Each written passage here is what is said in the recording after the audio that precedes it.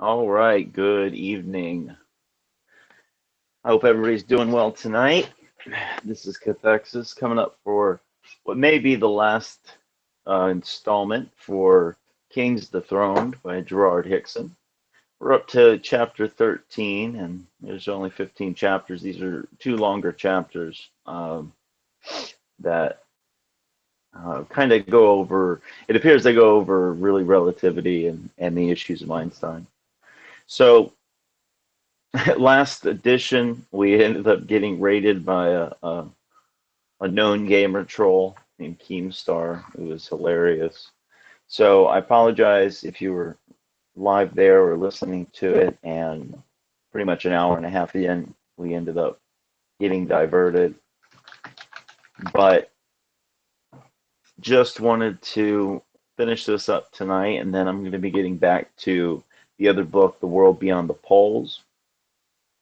So I just want to say that I'm absolutely amazed at the information in this particular book because this in 1922. Well, I mean, this is when it was published, so we're dealing with probably 1915 to 1920.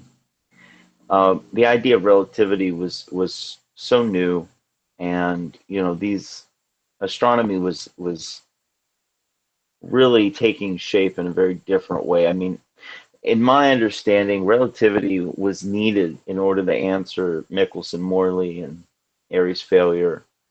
And this gentleman here, who it's very difficult to find information on, strangely enough, in this day and age. You could find this book, but there isn't much information on who he is, what he did, and his significance. Now, at the end of this book, that does say to look out for a follow-up book to this that doesn't seem to exist. So, as my research continues, I'll get into trying to figure out, you know, um, who he was and his significance. But the thing is the information stands on its own. It really does. I've had some folks recently try to argue that we don't know what his education level is. Is he an astronomer? These things are ridiculous. Um, the information stands on its own. So you find errors in it, well, good, but don't discredit it because you want it to be wrong. And that's what I find a lot of these modern day heliocentrists or scientism fans would like to do. They just want to it's condemnation before investigation. So, I'm quite sure that if you're here listening to me right now, live or down the road recorded, you're probably not one of those folks. You're probably trying to seek out truth, no matter where it takes you and no matter where you can find it. So I'm going to go ahead and get further into this. Let's get the book knocked out. So, Chapter 13, Einstein's Theories Examined. Whatever it is that relativity is supposed to establish is to be disproved backwards, beginning with the example which Einstein puts forward, where an observer standing at the center of a rotating disk is watching someone else on the same disk, measuring the circumference of a circle round the observer by repeated applications of a small measuring rod, and afterwards measuring the diameter of the circle in the same way.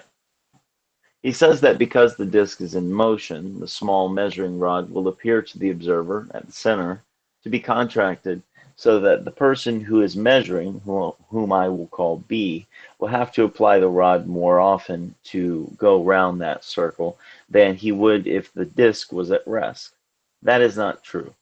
If B actually lays the rod, or foot rule, down upon the disk correctly, the number of applications to go around the circle will be the same whether the disk is moving or not, and the observer at the center will see that it is so, if he is not made too dizzy to count. On the other hand, if B does not lay the rod down and measure the circle as one would expect, but only walk around the disk with the rod in the air, as in diagram 27, then the rotation of the disk will disturb him, so that he has to make an effort to preserve his balance, with the result that he cannot place the rod as accurately as he would if the disk were not in motion. And in that case, it would take either more or less applications of the rule to go completely around than if the disk were still. And that difference would be seen by the observer at the center, not as an optical illusion, as Einstein implies, but in reality, a result that is entirely physical and due to physical causes. When walking across the disk and measuring the diameter, B is not disturbed to anything like the same degree as in walking round the circumference, and so he measures the diameter more accurately. Most of us have, at some time or another, witnessed the antics of a clown trying to run or walk upon a spinning disc in a circus, and this enables us to understand how such a motion would affect our friends performing on Einstein's revolving table. His example is merely amusing. It serves no useful purpose and proves nothing, unless indeed it proves by analogy that the inhabitants on a spinning earth would be rendered as incapable of acting and judging things correctly as his examples. What we have always known as a point in the terms of Euclid, Einstein calls an event. But if words have any meaning, a point and an event are two totally different things. For a point is a mark, a spot or place, and is only concerned in the consideration of the material things, while an event is an occurrence. It is something that happens. There is as much difference between them as there is between the sentence, "This is a barrel of apples," and "These apples came from New Zealand." While claiming time as a fourth dimension, Einstein explains that by dimensions we must understand merely one of the four independent quantities which locate an event in space. This is to imply that the other three dimensions, which are in common use, are independent quantities, which is not the case, for length, breadth, and thickness are essentially found in combination. They coexist in each and every physical thing, so that they are related. Hence, they are not independent quantities. On the contrary, time is an independent quantity. It is independent of anyone or all the three proportions of material things. It is not in any way related and therefore cannot be used as a fourth dimension. We know that an event is an occurrence, and we find that what Einstein really means by his fourth dimension is merely that the time by which we locate something that happened in space. And that is just what time has always meant. The period between one event and another. Length, breadth, and thickness are proportions of each and every finite thing, while time is infinite. The dimensions are finite, while time is abstract. Strangely enough, while Einstein claims that everything is in motion and nothing is stable, he allows one thing, and one thing only, to remain outside the realm of relativity, independent of everything else. And that is what he calls his second law, the Einstein law of constancy of velocity of light. He claims that the velocity of light is constant under all circumstances and therefore is absolute. This is a blunder of the first magnitude, but I do not imagine that he fell into it through any oversight, for it is quite evident that he was driven into this false position. He was compelled to say that the velocity of light is constant because if he did not, his new geometry would be useless, for after all, his geometry amounts to this. He begins by assuming that light is a material thing, so that it is affected by the gravitational attraction of the celestial bodies. It has to pass on its way to Earth, which causes it to deviate from its appointed course so that it comes to us with more or less curve, according to its distance, and according to the bodies it encounters in its passage. But it always travels at the same velocity, and so if we can estimate, for example, how much light of canopus is made to curve by the gravitation of other bodies between it and the Earth, which would be done by Kepler and Newton's laws, we can calculate how much longer its journey is made by those windings, twists, and turns. Then we can time its arrival because although it has to travel so much further than the distance would be in a straight line, it always travels at the same 61,090,400 miles an hour, or 186,414 miles every second. It is true that Einstein uses a number of signs and symbols that are supposed to simplify the process, though it is probable that they do no more than merely make it more mysterious, but the plain English of it, as I have shown, and so we perceive that Einstein uses time pretty much in the same way as we do, and not as a dimension at all. Thus we have discovered that the things which he rechristened an event, a fourth dimension, and a new geometry are false to the titles he has given them. The words as he uses them are misnomers, therefore we dismiss them, for they are no longer of any use or interest to us. Now we are free to deal with this law of constancy of the velocity of light. We are told that light is a material thing, and that a beam of light is deflected from a straight line by the gravitation of any and every thing that lies near its course as it passes within their sphere of influence. And we are further assured that light always maintains a uniform speed of 186,414 miles a second. We have, however, to remind Professor Einstein that the velocity of light, 186,414 miles a second, was determined as a result of experiments by physicists Fizeau, Foucault, Cornu, Michelson, and Newcomb, all of which experiments were conducted within the Earth's atmosphere on terra firma, the last between Fort Myer and Washington Monument. In all these experiments, a ray of light was reflected between two mirrors several miles apart, so that it had to pass to and fro always through the atmosphere, and it is not to be supposed that light or anything else can travel at the same speed through the air as it would be through a vacuum, Einstein supposes space to be. Let us reverse this in order to realize it better. It is not to be supposed that any material thing travels at no greater speed through a vacuum than it does through air, which has a certain amount of density or opacity.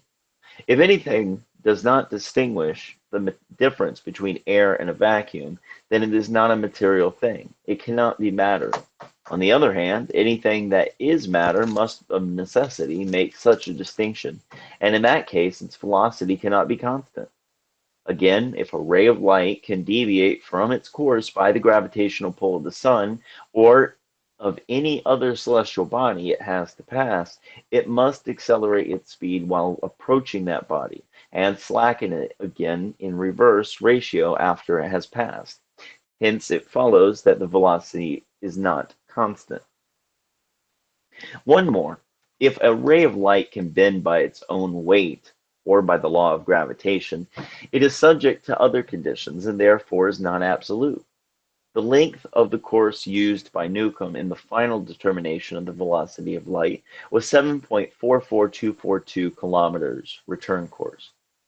If the ray of light had deviated by the hair's breadth from the absolute straight line, it never would have passed through the in, inter geez, excuse me, the interstices between the very fine teeth and his revolving wheel, or return precisely to the appointed spot on his sending the receiving mirrors, which were 3.72121 kilometers, or more than 2.25 miles apart in a beeline. The fact that the ray of light did pass from mirror to mirror and through the wheel proves that it maintained a straight line. Hence, it is certain that it was not deflected from its course by the gravitation of the Earth between the two mirrors, wherefore it is obvious that it was not affected by gravitation.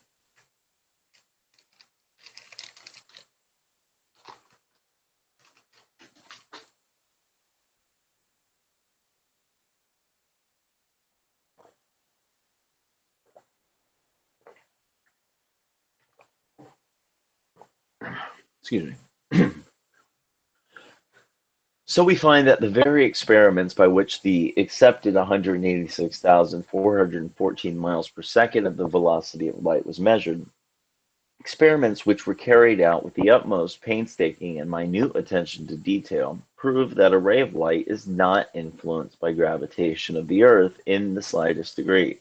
Therefore, if those experiments were good enough to warrant all the world in accepting the velocity of light, they may be equally well adduced as proof that the ray of light does not bend by its own weight, and that light is not affected by gravitation. And if it is not influenced by gravitation, a ray of light cannot be deflected from its course of anything it has to pass, so that its course remains true to the direction in which it was discharged, and that is a straight line in every direction from the source. Lord Kelvin tells us that light diverges from a luminous center in all directions. In brief, we find that light is not a material thing, that it is not subject to gravitation, that it has no weight and does not bend, and that it does not describe any kind of curve, and that it is an expression in the same sense as sound is an expression, and that as such its velocity varies according to the density of the medium through which it passes, and that therefore the velocity of light is not constant, and Einstein's second law is entirely wrong. The question of the ether versus empty space remains unaffected by his theories, and the stars that glitter like veritable diamonds in the sky are exactly where they appear to be. So much for Einstein's second law. Now let us examine the other, the first law, or as he calls it, the principle of relativity, which states that all inertial systems, that is, all systems which move with uniform and rectilinear velocity with respect to each other, are equivalent in expressing the laws of natural phenomena. That is what the law is stated to mean. It may not appear very inviting to the general reader, but he will find it quite interesting as we proceed, though it is, of course, of very great importance to every student of general science and mechanics. As a matter of fact, it is not a law at all. It's a statement.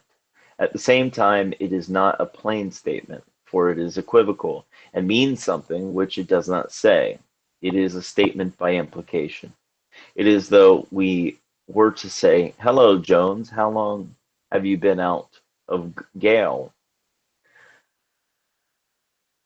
That would make it necessary for Jones to prove that he had not been in Gale in order to dispose of the implication. And so it is with this statement of the principles of relativity, it is an implication.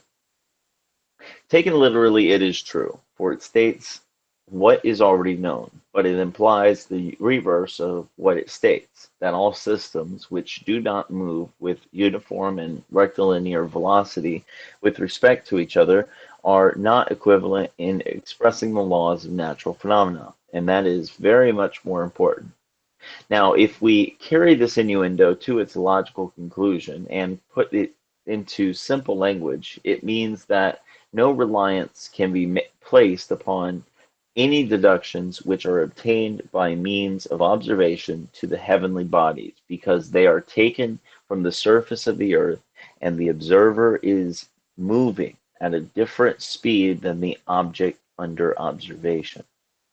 There would be a certain amount of truth in that if the earth was really moving, though even if that were so, the effects of relative movement could be easily overcome by taking two observations simultaneously from opposite sides of the meridian to which the object was vertical. The effect of time would be eliminated in that way, and a mean would be found by comparing the two opposite observations. And so we find that neither the statement or law or its implication have any value. The statement might just as well have been never made.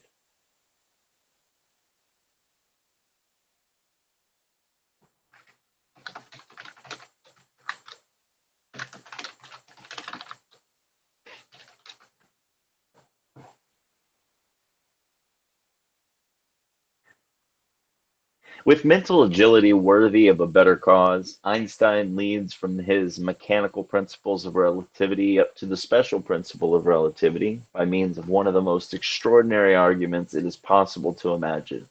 But strange as it is, and inconsequential as it may seem, this argument really affects everything that comes within the range covered by the word relativity, and for that reason we will not allow it to pass unnoticed. After admitting that electromagnetic laws do not alter according to the system in which they occur, that is to say, after admitting that electromagnetic laws act the same all over the world, he proceeds to argue precisely the contrary by saying quite definitely that in reality they do alter, and offers to prove it by the following statement. The motion of each locality on the Earth is constantly changing from hour to hour, but no corresponding changes occur in electromagnetic action.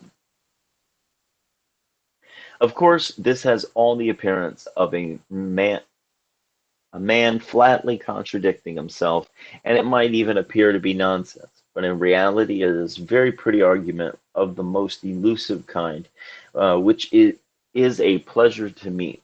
I will confess that I admire Einstein. He skims so close around the edge of the ice. What he suggests is this.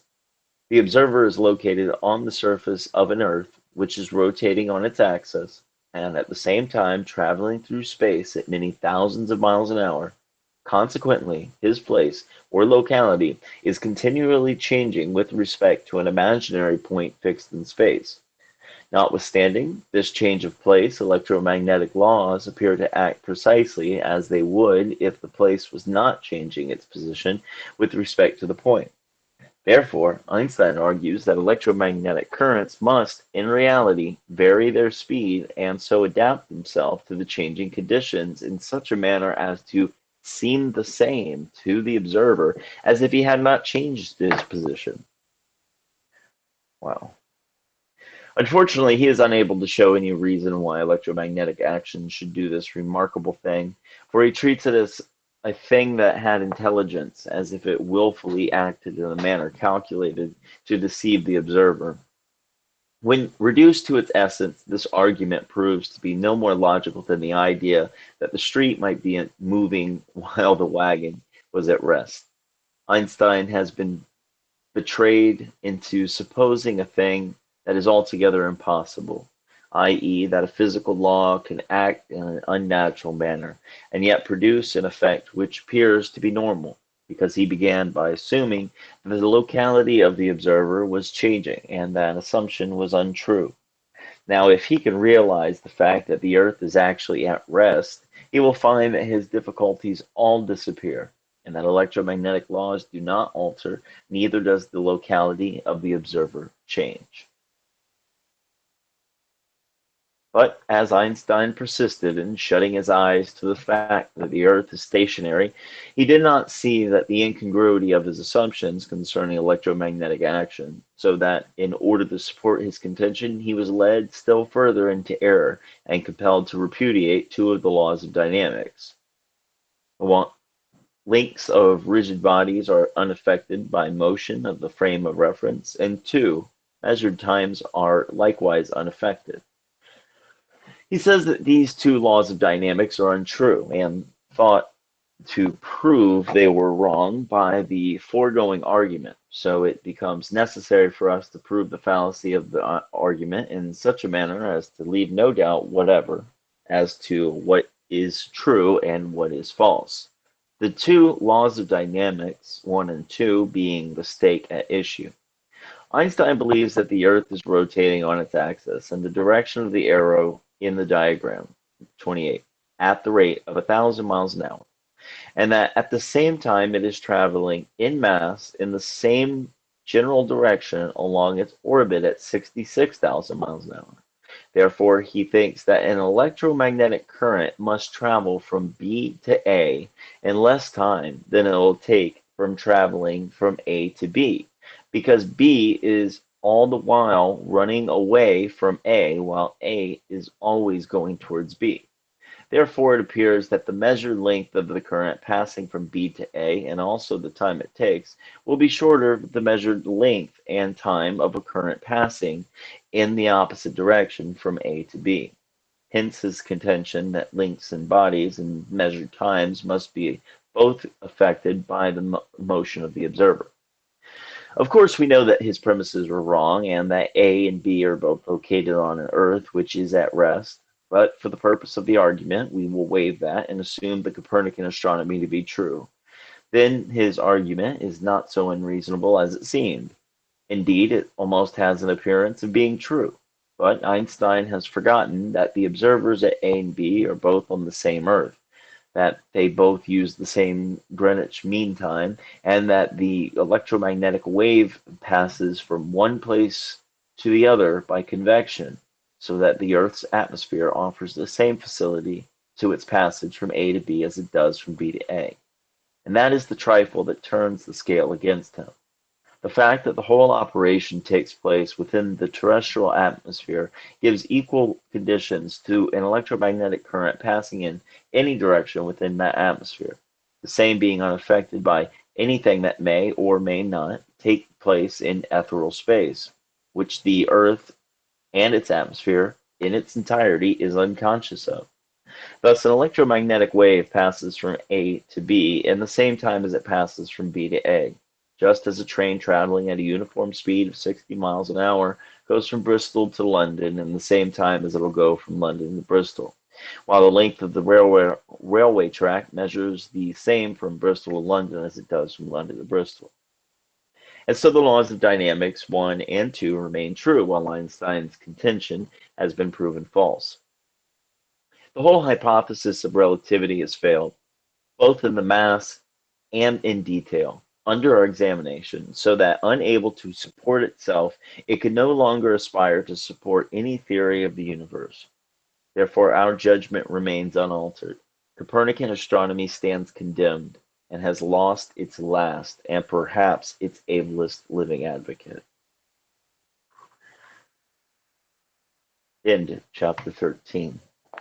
So he just absolutely decimates the argument that Einstein makes. And honestly, I hadn't even thought of this whole issue right here with the turning Earth, rotating Earth, electromagnetic energy. His theory states in a way that the energy would behave as if, like, it seems like the theory of relativity exists because of all of these. We're realizing we're not moving, and these were his patchworks to it. Like, Einstein was the greatest band-aid of the Copernican system, as he put here. Very, very interesting. Let's see.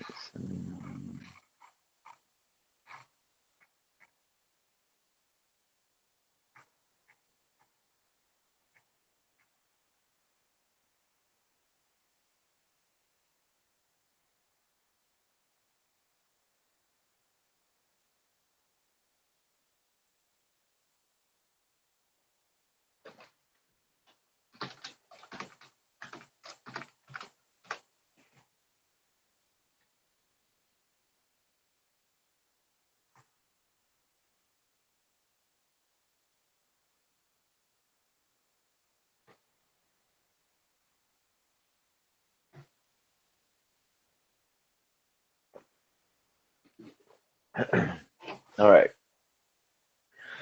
Chapter 14, Einstein's evidence. But it will be remembered that he offered three crucial tests as evidence in support of his theories, and these we have still to examine. They are that certain irregularities in the movements of the planet Mercury would be accounted for by Einstein's geometry. Two, that because light has weight, it would bend by gravitation as it passed near another body on its way to the Earth, and that it could be verified by observations taken at the time of a solar eclipse.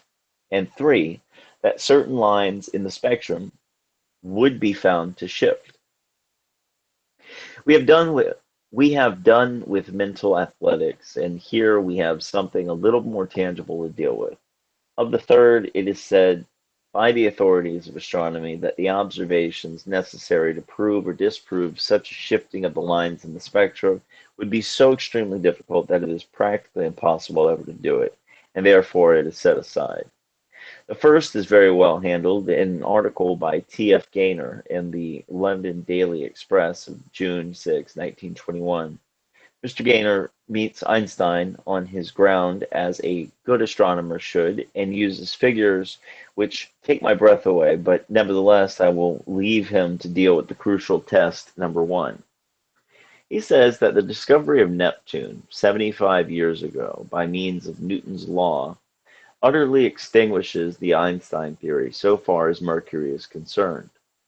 Irregularities similar to those of Mercury had been observed in the movements of Uranus, and in 1841 it was thought that these unaccountable movements must be due to the gravitation of some other planet at that time still undiscovered. But I quote Mr. Gaynor verbatim: Uranus is 1,800,000,000,000 miles from the sun.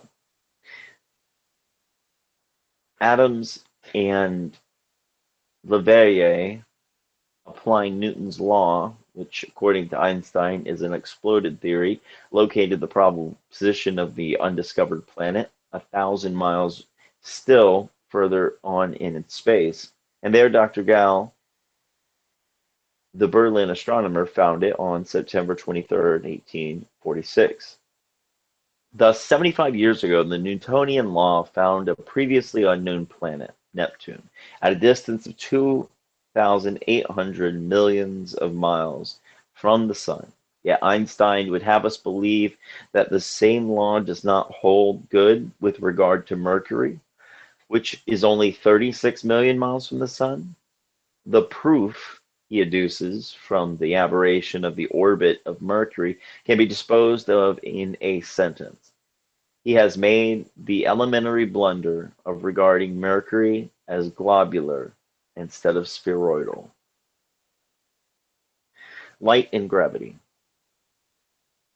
There remains now but one last defense of the theory of relativity, and that is the statement that light is really matter and that it is subject to gravitation. In order to put this to rest, expeditions of British astronomers were sent to Sobral in North Brazil and to the island of Principe on the west coast of Africa to observe the total eclipse of the sun on May 29th, 1919. Excuse me. And the results they obtained seemed to justify Einstein's main test. So that as a consequence, the Royal Astronomical Society held a remarkable meeting at Burlington House on November 6, 1919, and on the next day, all of the world of astronomy did homage to Einstein. The results of the eclipse appeared to satisfy the gathering at Burlington House. Sir Frank Dyson, the Astronomer Royal, described the work of the expedition and convinced the meeting that the results were definite and conclusive. Mr. Cromlin explained that the purpose of the expeditions was to test whether the light of the stars that were nearly in a line with the sun is bent by its attraction, and if so, whether the amount of bending is that indicated by the Newtonian law of gravitation, or 7/8 of a second. Pardon me, let me reread this.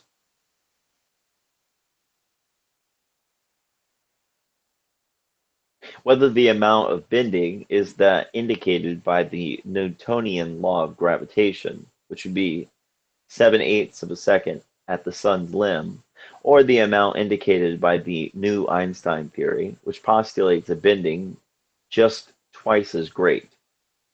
The results of the observations were 2.08 and 1.94 seconds respectively. The combined result was 1.98 seconds, and the probable error was 6%. This was a strong confirmation of Einstein's theory, which gave a shift of 1.5 seconds. The fourth dimension was discussed, and it appeared that Euclidean straight lines could not exist in Einstein's space. All lines were curved, and if they were traveling far enough, they would regain the starting point. Mr. De Sitter had attempted to find the radius of space. He gave reasons for putting it at about 1 billion times the distance from the Earth to the Sun, or about 16 million light years. This was 80 times the distance assigned by Dr. Shapley to the most distant stellar cluster known. The fourth dimension had been the subject of vague speculation for a long time, but they seemed at last to have been brought face to face with it. Even the president of the Royal Society, in stating that they had just listened to one of the most momentous, if not the most momentous, pronouncements of human thought, confessed that no one had yet succeeded in stating in clear language what the theory of Einstein really was. Right? He was confident that the Einstein theory must now be reckoned with, and that our conceptions of the fabric of the universe must be fundamentally altered. Subsequent speakers joined in congratulations and observers and agreed congratulating the observers and agreed in accepting their results. More than one, however, including Professor Newell of Cambridge, hesitated as to the full extent of the influences that had been drawn and suggested that the phenomena might be due to an unknown solar atmosphere further in its extent that had been supposed with unknown properties. With such a reception as this, it is not surprising that the followers of Copernicus everywhere should be almost willing to believe in relativity, whether they understood it or not. But the Royal Astronomical Society might have been a great deal more careful than they were, as we shall see. That the Einstein theories were automatically coming to be regarded as accepted science is evidenced by the fact that the Astronomer Royal himself introduced them into the public lecture on eclipses, which he gave at the Old Vic in February 1921. Coming to the description of the eclipse of May 29th, a slide was thrown upon the screen to illustrate the results of the observations that were said to verify Einstein's theory. See diagram 29. The lecturer described how certain stars which were in the same direction as the sun could, of course, not be seen in the ordinary way in the daytime, but when the sun was obscured, as at the time of the total eclipse, they could be seen through a smoked glass or telescope. The exact position of these stars was known to astronomy, but if Einstein's theory was correct, the light coming from them to the observer would be bent as it passed near the sun, and so they would not appear to be in their true position.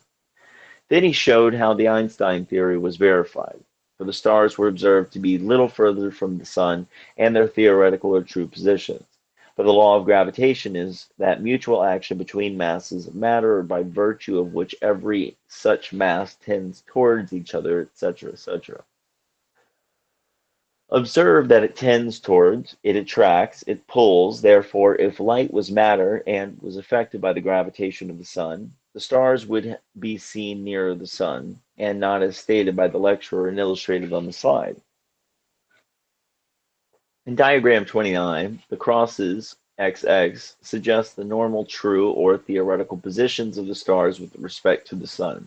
If Einstein's theories had been right, the stars would be seen nearer to the sun than the crosses, but the Astronomer Royal demonstrated the fact that they were actually further away. Such was the real result of the solar eclipse of May 29, 1919. The circumstances had been laid before the Royal Astronomical Society in Burlington House on November 6, and yet for some unaccountable reason they failed to perceive that the result was contrary to the law of gravitation, and clearly demonstrated the fact that Einstein's theories were false. The real cause of the displacement of these stars from their true positions is known to the author and will be explained in a book sequel to this work, but he does not consider that explanation necessary to the present discussion. Einstein's theory is disproved, alternative or no alternatives. End chapter 14. Hey, shout out to the chat room. Appreciate you coming and listening, guys. Healthy Skeptic, absolutely love you, brother. Had enough. Thanks for coming by. I suppose 15 is the last chapter here. Let me make sure.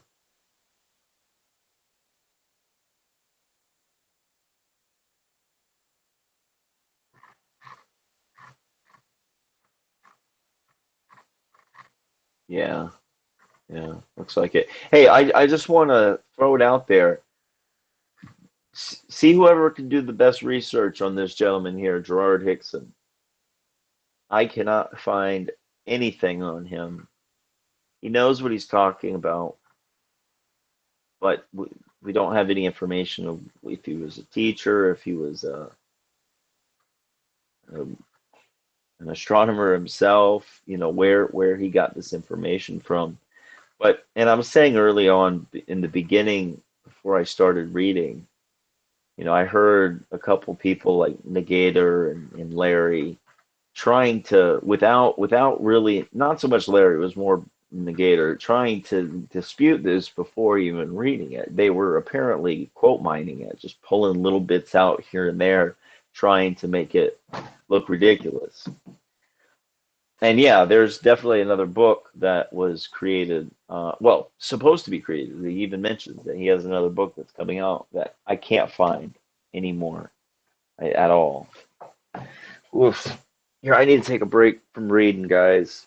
It's been kind of an off day today. So give me a topic to talk about someone. Oh, tinfoil hatter, my bad. How you doing, brother?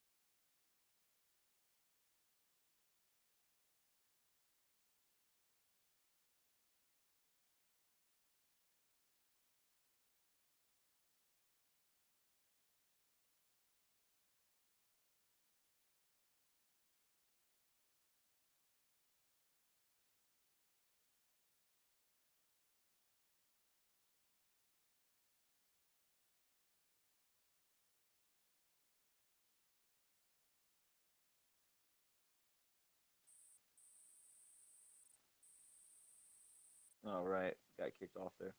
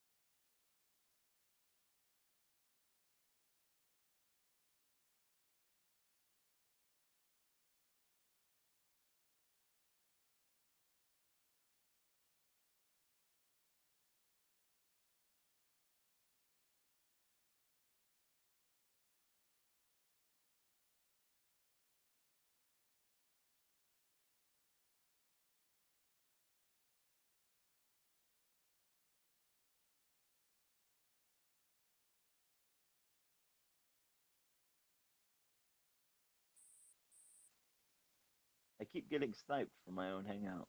This is hilarious. Not really, but for some reason.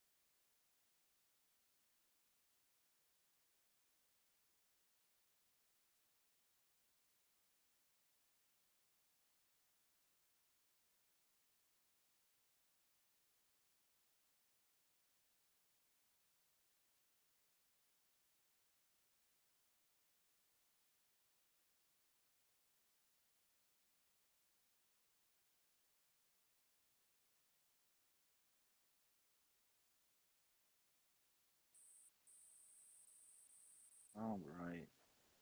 Why I keep getting kicked here off of this phone? But yeah, I to clarify what I was just talking about, there seems to be a kind of an argument with two different models.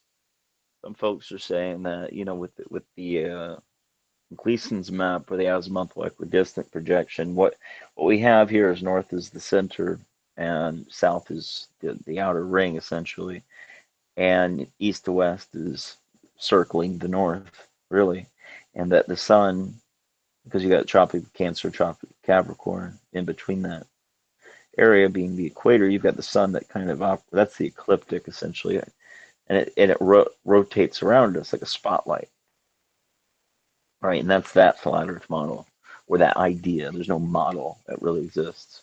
Well, there probably is a model that exists, but the military have it at some high level. Who knows? Well, there's this other camp, so to speak, of, and I don't know what to call the model. Some people call it Pac-Man model, and I actually think that's probably a rude way of putting it. It is basically the Mercator projection, and the sun's going in a straight line, and there's some kind of, it's hard to really explain because it's almost like there's a portal there, probably at the date line, where the sun and moon just are constantly going over us and moving north and south throughout the year and whatnot. But um, I mean, it's interesting. Their biggest issue is that um, people who believe that model think that the sun is not doing a big circle, and that's their biggest argument. Well, what I'm trying to explain is that it's very possible it's doing a circle, and we're just too small to be able to recognize that from our position. Like they use or they refer over to sundials as proof of this in some way, that we're not observing some circular motion on the sundials. Well, I don't think you would. I think we're too small to be able to observe that. We've got like this 60-mile radius of our local sky. I don't think we would see the arc in that's 1 degree. Like we wouldn't be able to see the arc would look flat. It would look straight of that particular circle of the sun. So yeah, I mean that's just my take on it. Seems to be a kind of a hot topic over the past couple of days in the community.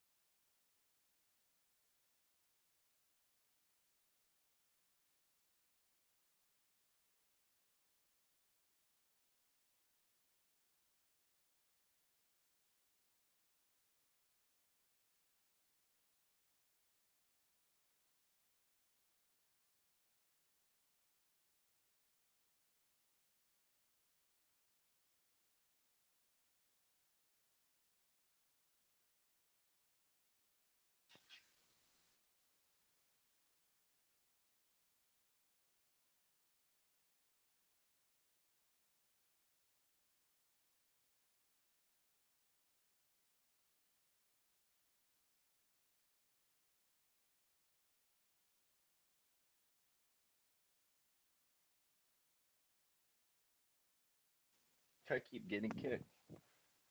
That's funny.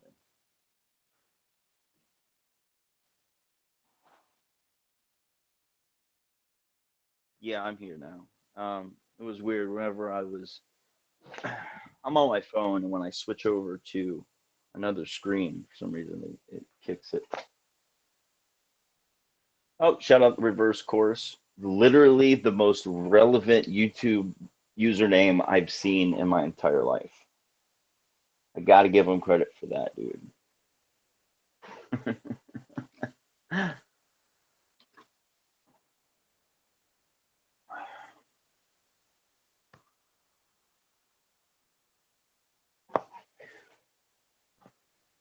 All right. So yeah, after I finish this chapter here, I like to open it up, talk about the book. And Reverse Course, I don't think he was saying the astrolabe as any kind of proof whatsoever. We were just talking earlier about mapping the stars and the path of the sun, kind of, along the ecliptic. And I think he just mentioned it. Shout out DMT.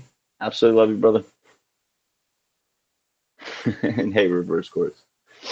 I hope you're getting a good reception from the globalists, and I hope you're not getting attacked too much by the flat earthers. You are going full attack mode, I've noticed though. But you got your reasons. Anyways, let's go ahead and do this chapter 15, Marvels of Astronomy. Nothing now remains of that astronomy which was once said to be the most perfect of the sciences, and imagination, stretched even in its utmost, has failed to support it in the face of reason. And yet these last 2 years since relativity became the vogue have produced the most remarkable figures astronomy has ever known. Betelgeuse. In December 1920, Professor Michelson related how he had perfected an instrument known as the interference refractometer, and how it had been used to measure the angular diameter of the star Betelgeuse in the belt of Orion, and found it to be 0.046 seconds of arc.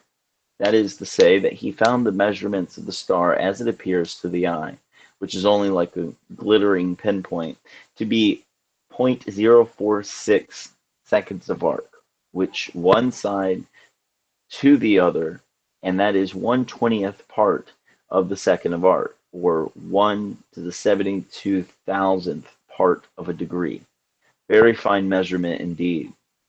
Professor Michelson, however, is a physicist, especially interested with theories of light, and so having invented the instrument and measured the apparent diameter of the star, his work was done. Astronomers then took up the matter, and on referring to the records, found the distance to Betelgeuse to be 180 light years. That is 180 times 6 trillion miles, or 1,080 billions of miles from Earth. And so they calculated that if a thing so far appeared to be 1/72,000th part of a degree in diameter, its real diameter must be 260 million miles. Then the word of astronomy pointed with pride to the mighty star that was 260 million miles from one side to the other, and told how the sun was 1,000,000 times bigger than that of Earth, while Betelgeuse was 27 million times bigger than the sun. The actual size of Betelgeuse, however, depends upon the distance, and we have shown in chapters on 61 Cygni that the astronomer's method of measuring stellar distance is absolutely useless. We know that they are entirely wrong in supposing Betelgeuse to be 1,080 billions, or any other number of billions from miles from the Earth. Therefore, it follows that as they do not know the distance, they may not use its apparent diameter and divide that into unknown billions of miles. Being in reality quite ignorant of the distance to Betelgeuse, they have no legitimate means of forming any conception of its dimensions at all. Those dimensions are to be ascertained by first finding the star's real distance, which is something less than 20,000 miles. Then That may be divided by Professor Michelson's 0.046 arc seconds, which will show the actual size of that twinkling light, little point of light known as Betelgeuse, to be not much more than 25 feet. It has since transpired that the distance to Betelgeuse had been measured on 3 different occasions, each time with a different result. One of these showed to be 654 billions, another made it 900 billions, while the other gave it 180 light years or 1,080 billions of miles away. And it is surprising that the astronomers did not realize the fact, which was clear, demonstrated by these differences, that their methods of measuring stellar distances are not to be relied upon. In the meantime, we could see no reason why they preferred to use the greatest of the 3 various estimates of the star's distance in conjunction with Michelson's angular diameter, rather than the least, for that only seems to have had the effect of magnifying the dimensions of Betelgeuse to the utmost. Pons Winnecke. Pons Winnick. While the excitement over Betelgeuse was at its height, the universe loomed even larger than before, for Canopus and Rigel were then said to be 460 light years away, and they may be 1,000 or more. Meanwhile, Dr. Cromlin gave us a scare with the story of how a comet called Pons Winnick, excuse me, folks, was rushing towards the Earth at 100,000 miles an hour, while Dr. Slipher discovered a nebulous mass that was gyrating around the firmament at 1,100 miles a second. This, so far, has never been surpassed, and Spiral Nebula number 584 still holds the record of being the fastest thing in creation, its velocity being so great that it could go from Liverpool to New York in 2 ticks of the clock. Pons Winnick had been seen somewhere in Africa in January 1921, and it was predicted that the comet would be visible at London in June, and this gave rise to much speculation. It was said that Pons Winnick might strike the Earth with a fearful bump about the 26th of June, but Mr. E. W. Maunder said that though there might be a bump, it is only a fog of gas after all, while Dr. Cromlin thought the comet might miss the Earth this time, and so there appeared to be no danger. Then Sir Richard Gregory said that if the head of Pons Winnick did hit the Earth, it might set the world on fire, and we were reassured again when he told us that there is about as much chance of a comet hitting the Earth as a random shot hitting a bird in full flight. Yet it seems strange that he should imagine a comet to be like a random shot in this well-ordered universe, unless perchance he had forgotten about the law of gravitation. And how are we to understand how the Earth could be set on fire when he tells us that we may pass through the tail of a comet without harm because it is really a far higher vacuum than anything that can be produced in our laboratories?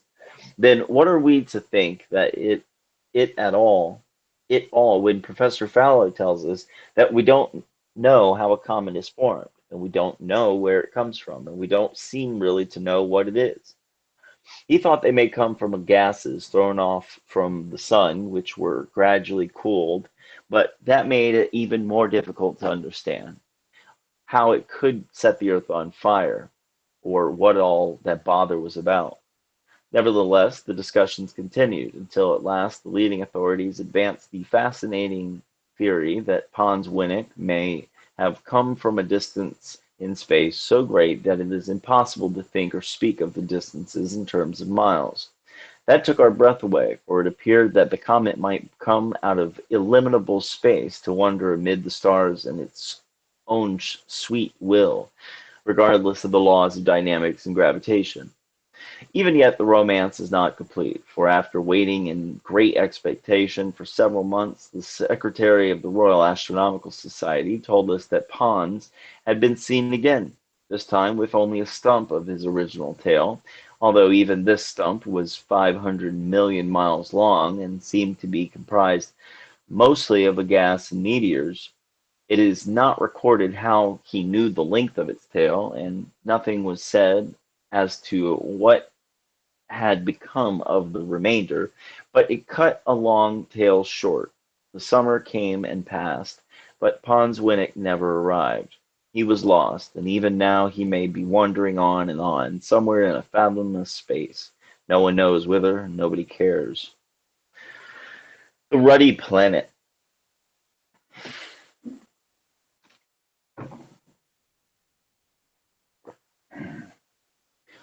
At about the same period, there was much ado about the planet Mars. It had been It had long been supposed that this planet was very much like Earth, but inhabited by a race of giants, probably about 15 feet in height. Some straight lines which had been observed on the planet were thought to be irrigation channels made by men, and one could imagine fields of cabbages, cauliflower, and spring onions growing along the banks. Indeed, one could imagine anything. And so, when wireless operators in various parts of the world began to hear strange noises, which they could not account for, about the time of Pons Winnick, the rumor spread abroad that they might be wireless signals from Mars. It was not suggested that the Martians might be sending these signals in reply to those we had thought of flashing to them in 1910, but it was supposed that the people of Mars might have been hearing things and thought our wireless operators were tic-tacking to them. So the possibility of sending messages to the ruddy planet by wireless telegraphy came to be discussed almost as much as the comet. Astronomers said that although the Earth is about 17 million years old, Mars is very much older. Therefore, it was presumed that the Martians would probably be more advanced in knowledge than we are, and might have been using wireless for goodness knows how long, and had now discovered that we had a Marconi system. The tappings and cracklings that were heard sometimes at night, were rather uncanny and could not be understood. But this was not because the Martians' language was different from ours. It was because the vibrations that affected the wireless coherers were really caused by the splitting of the ice around the pole. Spring was advancing in the northern hemisphere, and the ice fields were melting and breaking before the warmth of the advancing sun, so that the colliding and shifting of huge bergs disturbed the normal distribution of the magnetic currents from the North Pole. Professor Pickering might have made this discovery if he had time to think of it, but at that period, he was busy studying the weather of Mars. I don't think he knows any more about the weather on Earth than the Meteorological Service, but I recollect that he told us that it was snowing on that little old planet, and that was a very remarkable thing, if it were true. Indeed, it is remarkable whether it was true or not. Time was when it Time was when it was said that water ran uphill instead of down on Mars, and in the year AD 1910, all sorts of schemes were proposed for signaling to the planet by means of bonfires and searchlights at night, or by using mirrors to reflect the sun's rays by day. It was all very interesting in its way, but very nonsensical, because the sun is always shining on that side of Mars, which it is presented to us whether it is day or night or our side of the Earth. And so it would be impossible for the Martians, if there were any, to see any bonfires or mirrors, because with them it must always be daylight, and they could not even see the Earth itself. This is because Mars goes around the Sun on a greater orbit than the Earth, while we travel in the inner circle according to the heliocentric theory. It is surprising that astronomers had not thought of this, but they will find it that it is so if they will only study their own astronomy. But the time has come when all the romantic things that have been said about Mars must take their proper place among fairy tales, for it is the distance to the planet is measured by two simultaneous observations, as I have advised for the measurement of the sun. It will be found to be never more than 15,000 miles from the observer, and too small altogether to be inhabited. too small even for Robinson Crusoe and this man Friday.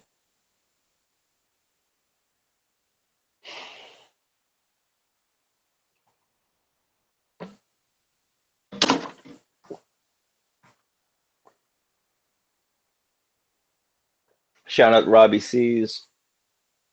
I hope you're doing well, brother. It's always good to see you. All right, we're in the final stretch here.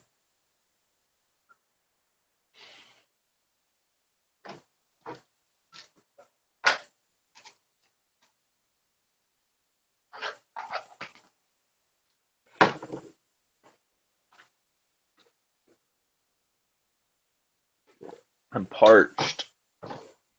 Seriously.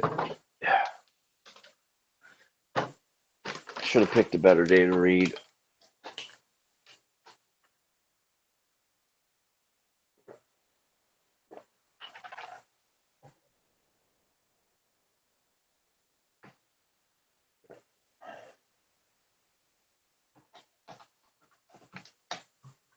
Hey, reverse course.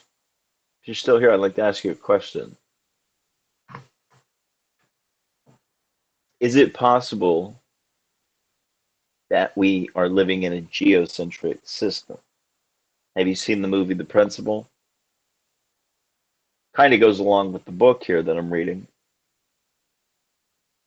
Also, is it possible that space may be, well, it's being misrepresented to us by the space agencies? Or are you back on board with the whole lot of it all? I'm just curious. I'm not picking on anyone. Because I'm not, I just want to let you know too, I don't say that I'm a flat earther at all. I'm a flat earth apologist. I don't know what it is, and I just find this whole thing interesting. Uh, so I'm just curious what you think on those things, if you're still here. Anyways, get back into it. NGC 7006. Before bringing this history of the evolution of modern astronomy to a close, I have yet to mention the constellation of Hercules, which Dr. Shapley at Mount Vernon recently estimated to be about 36,000 light years distant, or 200 times further off than Betelgeuse. While we are now told that the star is known as NGC 7006, which is one of those myriad twinkling little things in the Milky Way, has been found to be about 200,000 light years distant, and this surely is the limit of even our astronomers' imagination, for it means that it is so far off that it would take an electric current traveling at the rate of 186,000 miles every second 200,000 years to go from the Earth to the Milky Way. In conclusion, I quote the following from an article that was published in London as recently as April 15, 1922. By other methods, most bodies in the heavens have been measured and even weighed, and the results obtained stagger imagination. One of such methods consists in watching an object through the spectroscope and making calculations from the shifting of the lines in the spectrum. In this way, the mighty flames which leap from the surface of the sun have been measured. Some years ago, one flame was observed to shoot out with a velocity of at least 50 miles a second and to attain a height of 350,000 miles. Stars in general cannot be measured, but the thing has been done in some cases, notably by Bessel, who, after 3 years' observations of 61 Cygni, announced its approximate distance to the Earth as not more than 60 billion miles. Yet this is one of our nearest neighbors among the distant suns. It is so close to us, comparatively, that we have learned a lot about it since Bessel made the calculations. Scientists have shown that a difference of a mere 20 billion miles in distance from the Earth is negligible, and that, though it is tearing through space at 30 miles a second, it would require about 40,000 years to make a journey equal to its distance from the sun. It is difficult to tell whether the journal was joking or not. It appears to be so, but Nevertheless, the statements are those given out in all seriousness in the name of astronomy. They are the things which are being taught in colleges and in schools as scientific knowledge in this month of May of 1922, for which astronomers, the educational authorities, and the indifference of parents are responsible. However, it is to be observed that the single exception of Alpha Centauri, since Bessel estimated the distance of the first star of 63 billion miles away, stellar distances have grown greater and greater until at least we have this, NGC 7006, said to be 20,000 times further than 61 Cygni, or 1,200,000 billions of miles from this Earth of ours.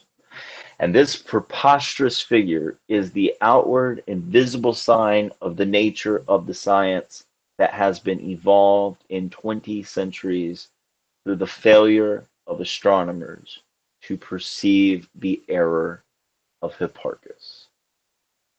Adieu. Oh gosh, man, this man just, I got a lot of respect for this guy because he is absolutely dead on. From my research over the past year,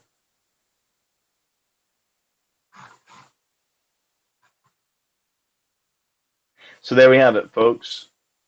King's Dethroned. I don't know where else to look for some more information concerning this book or where he came from.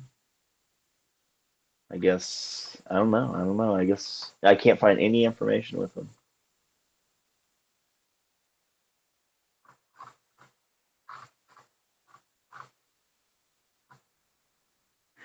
It's amazing. So, who do we got out there in the chat room right now? Anybody want to jump in?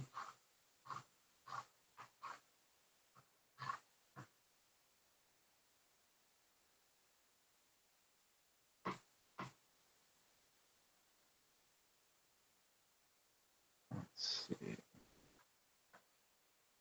Shout out Patrick Bateman. Shit, baby. Where you been?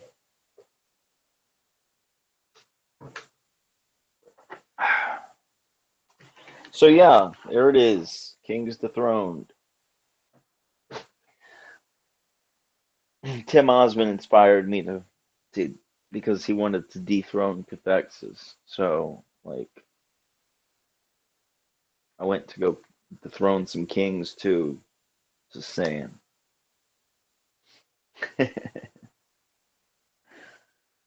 um I don't really have much to say tonight unless I have a conversation with somebody here. So yeah, I might just end the stream. Rather not, rather have some folks come on and talk about this.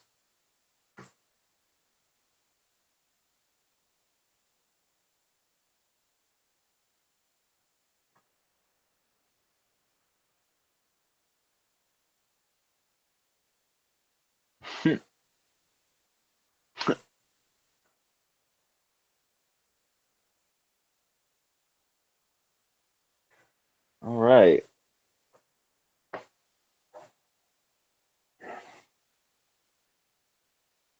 Yeah, I did. I saw that. What World D? I Googled it just the other day, and I really haven't been able to find any other information on it. Nor Gerrard Hickson. Like you would think there'd be a blurb somewhere.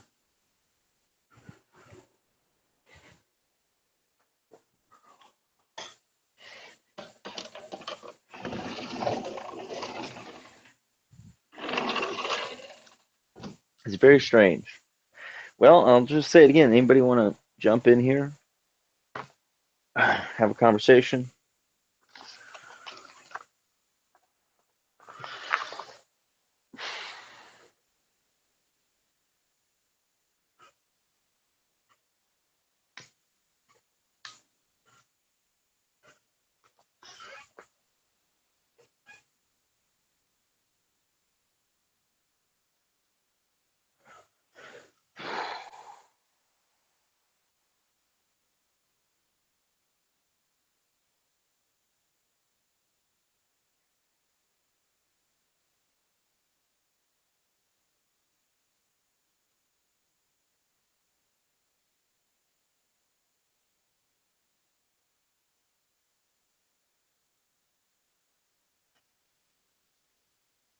Yeah, Carrie, we I just finished up the book. Usually I'll have somebody on and we'll discuss it and whatnot. But I think I'm probably just gonna close the stream down. I appreciate you stopping by though.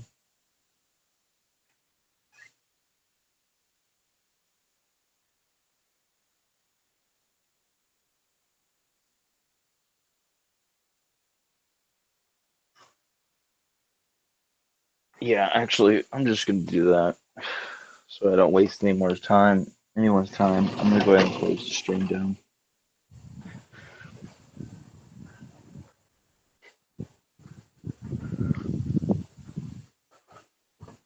I appreciate everybody coming. Sincerely, I really do. And I'm going to be cutting the book up here pretty soon, and I'm going to be doing, kind of a real audiobook out of it. So, shout out to Patrick Bateman. Shit, baby. Miss you, brother. Thanks a lot, World D. I appreciate you and everybody else who came by. Sincerely, we'll be talking, and I'll start up the rest of World Beyond the Poles here pretty soon. So, thanks for supporting me. Take care, guys.